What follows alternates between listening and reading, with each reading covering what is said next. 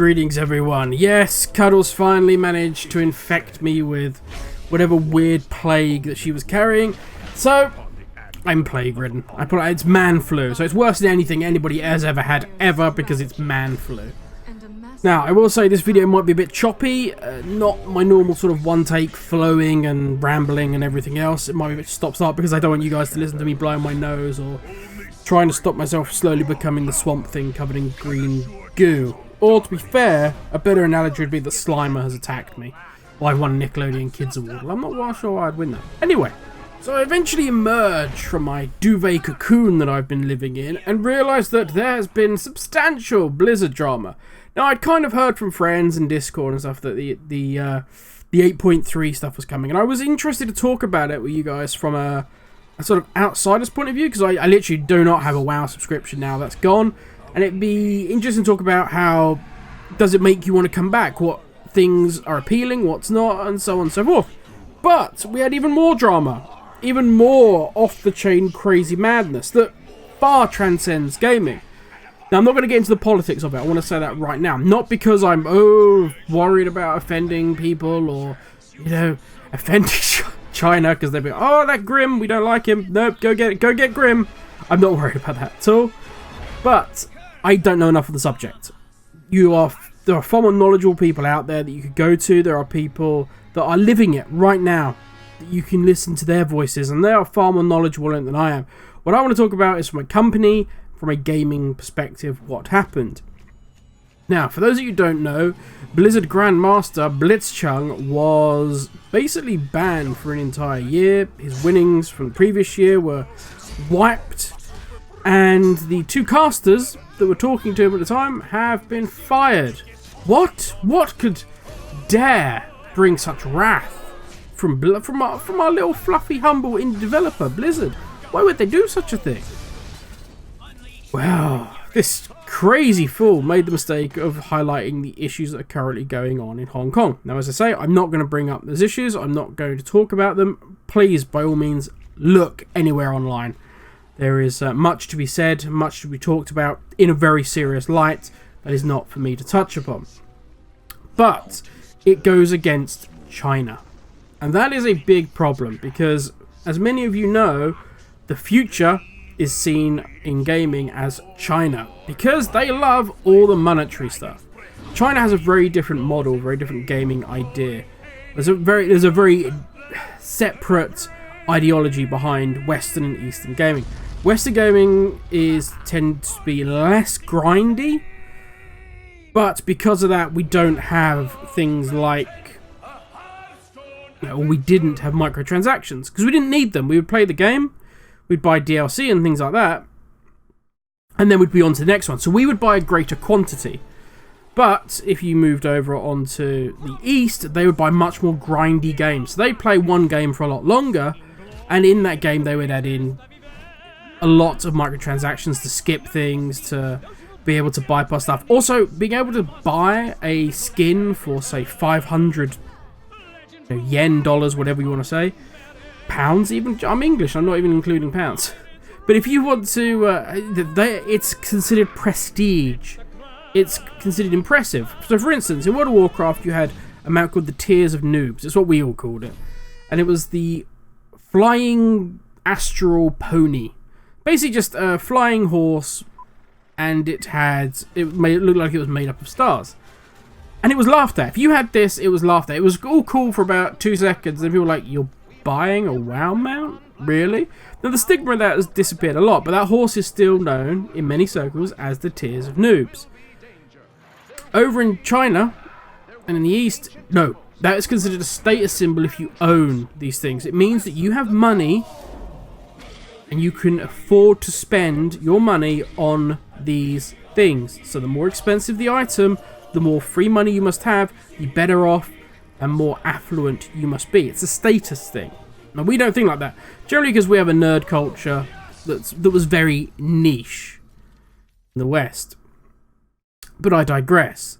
Now, the hilarity has been, going back on Twitter after being off of it for a couple of days, is I noticed the best way to sum this up is a post that Bellula put up, which had the stock market of like share prices of Blizzard. And it was like, this is the reason that they bowed to China. And I was like, what? Did you climb a mountain, walk across a desert, through the icy caves of Mithradar, and then have to fight the Kafajastakdar, and then you were given the petal lotus dark leaf of the ancient dying stars of Mithradar, and that taught you the secrets of the world, and now you need not worry for any secrets are yours and known? Like, what? It was obvious why they bowed, because China is a big place for them to make money. For anybody that doesn't know this, the Warcraft movie, this everybody knows, bombed badly, but was actually made back financially in China. It made something like $24 million, I think, in America when its opening. But in China, it made like 156 million. It was one of the biggest openings of all time in China. So it saved the film. So for a very long time now, China's been very influential and very, very important for financial success. And the market's heading the way they are in mobile phone gaming, and as we spoke about before, the East being far more open to paying for microtransactions, the importance of China only grows. And let's go back to the video I did the other day, which is where we're talking with JN Black. It's basically saying that, yeah, we've looked at different mobile phone games, and a lot of them are very exploitative of their user base in terms of monetary value, what they expect you to buy for the game. Did he condemn it? This is his industry. This is literally the pond he swims in, day out. No. Did not condemn it and said, you know, each to their own. If that's the way you do your thing, cool. You know, we're trying to work out how this works into the Blizzard ethos. That's like an easy win if you want some brownie points with the fans. But it won't sound like he's criticizing even companies in China that are making money from doing these kinds of games. And then you think he's going to go up against the political might, get into the political spectrum and start, you know, backing a player for saying something. At the end of the day, Blizzard could have turned around and said, look, this is a player. It's not an employee of Blizzard, simply a competitor.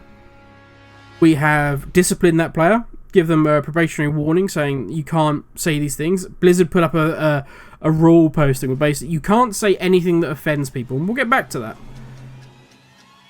And that could have been an easy out. Just literally say Blizzard do not condone or endorse what people say. But no, instead they went full nuclear option, and as I say, they fired the two presenters, and this player's been banned. Now, when you actually read, and I'll get the snippet and I'll put it up on screen. Blizzard's rules are basically, or the rules that this player got done by, is that you cannot say anything that potentially could upset or harm another group. So let me put that into perspective for you. If I turned around and said, women having the vote is a good thing, there is a group of people that would probably offend in this world. And therefore, I could be banned from any Blizzard tournament should I say such a thing. If Blizzard chooses, it's at Blizzard's discretion. If I said equal rights are something that shouldn't be allowed, there's a group that would disagree with that. I could be banned from Blizzard. And this is the thing. It's basically Blizzard have carte blanche to axe you no matter what. If you say anything outside of the game, or even if you said something that's in the game, let's say that they changed a card and they made a character's outfit, or made a character more, made the character gay. And the player said, yeah, but it was never, this character was never gay in the lore. I don't know why they made the card, the character had to be gay. Nothing wrong with that. They're simply asking a question. Blizzard can say, well, no, you're going to offend the gay community by saying that. We are now going to ban you from a tournament. It was so spurious and so loose and lackadaisical that they can do anything they want, basically, with that ruling. And here's what gets me. Here's my final and closing bit so I can go and crawl back under the duvet and die. Is that don't think Blizzard or Sony or any of these companies are going to be noble and are going to do the right thing. They are, at the end of the day, businesses. They are corporations. They are designed to make money, and they will always put that interest above any other, because if they don't, the people working there who care desperately about these things, but if they suddenly go, actually no, we're making a stand, they can be in line for being fired, out of a job, and unable to pay for their families. So don't hate on the individuals working at the company, hate the ethos without a shadow of a doubt, but don't hate on those individuals. And as it is, there are people at Blizzard who ended up doing a protest outside the front of the offices. There's pictures all over the internet about it. So fair play to them for standing up and having a voice. But here's the thing to remember. Don't be blinded by the easy out for Blizzard. All Blizzard have to do now is to turn around and say, well, you can have your winnings from Season 2, and the suspension can be 3 months. There you go. Then you can come back. All's forgiven. And everybody will go, yay, we did it. We got justice. Remember, this is about something bigger. It's about something more important. You're never going to win in terms of you as a individual, as a customer of Blizzard versus what China offer them. It's never going to happen. What you need to do is change your gaze. Get away from Blizzard and look at the people that this is currently affecting out there and help them. Don't just go hashtag Blizzard. Talk about the wider issue with friends. Become educated on it. Look up YouTube videos about people that are going through it. Look up YouTube videos about the true struggle that's currently happening. If you want to be involved, if you want to make a point of really talking about this, then really become educated and really talk about it. Just because a player gets reinstated isn't what the whole point was. BlitzChung knew he was going to get in trouble with Blizzard and potentially in real life trouble for saying these things. He didn't want an army of people to come and suddenly go, oh dude, it's awesome that you did this, and we're going to get you reinstated in the Grandmaster tournament, and we're going to get your earnings back. Yay. No. It's trying to make a point about a bigger issue. If you want to get some of their job back, get the guys who were interviewing him, who did nothing wrong and got shafted for it. BlitzChung knew what was going to happen and was prepared to take that sacrifice so that it got out to the wider audience. And it worked. Now you need to educate, understand, and if you're prepared to, take that message wider and educate others so that more people know and understand what's currently going on. That's the message that BlitzChung was trying to explain to people. The message trying to get out there. But that's me done. I'm off to crawl back under a stone and try and snort out this plague virus. Thank you everybody that stuck through this. And I will catch you all tomorrow, hopefully. Have a good one, everyone.